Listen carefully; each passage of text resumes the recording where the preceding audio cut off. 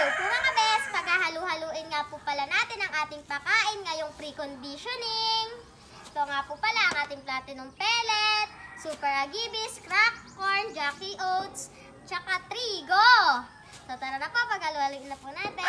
Wala nga po ang daddy mga bes, kaya ibinilin niya muna po sa akin ang gagawin kong ito. Eto nga po kasing mga manok sa harapan ng aming bahay ay ang nagugulang na kung tawagin ay kak. Alam nyo naman po mga bes na ang maintenance po ng aming mga manok ay Enerton. Kaya ngayon pong nayari na po kanilang paglulugon ay papalitan na po natin ang kanilang patuka.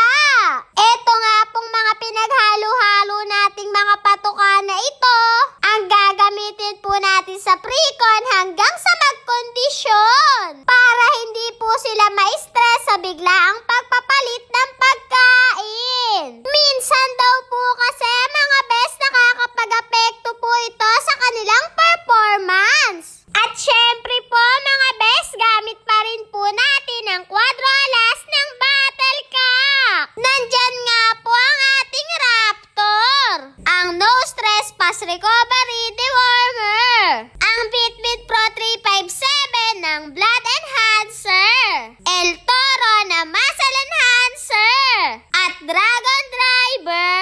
Walang off ang manok mo. So lalagyan na po natin yung kanilang mga pakanan. Ito nga pong takalan ko mga bes ay nakuha ko sa kusina ni Mami.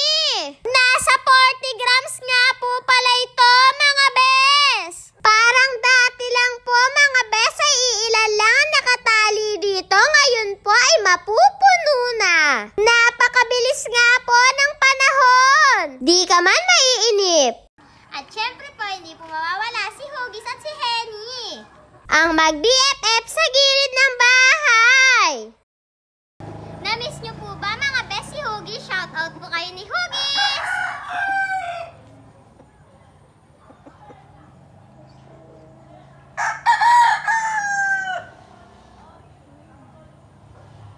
Hanggang sa muli, ang inyong munting handler. Thank you po. God bless!